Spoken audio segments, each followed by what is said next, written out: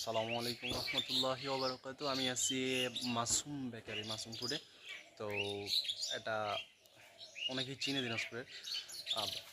ভেতর থেকে একটু দেখবো এখন। তো লেটস গো।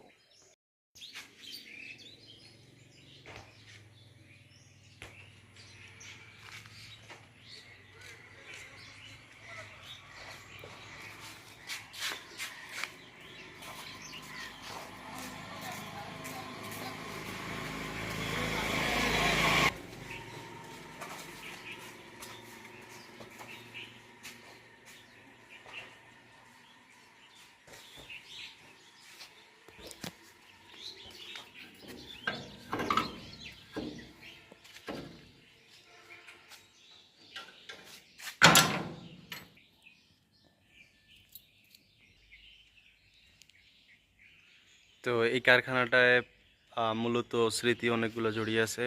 আমজাদ আঙ্কেলের সঙ্গে কথা হলো, উনি এখানে প্রায় 28 বছর ধরে আছে। এটা মসজিদ।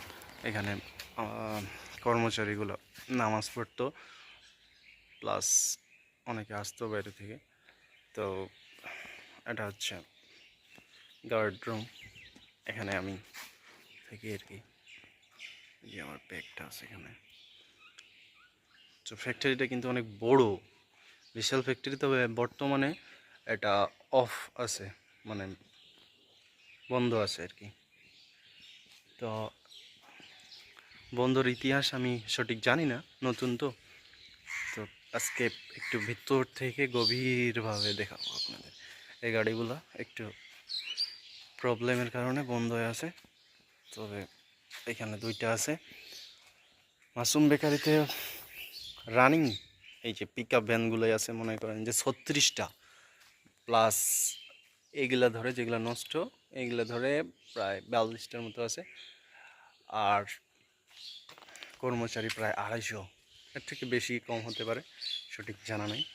তো একটু দেখে আসি ভিতর থেকে।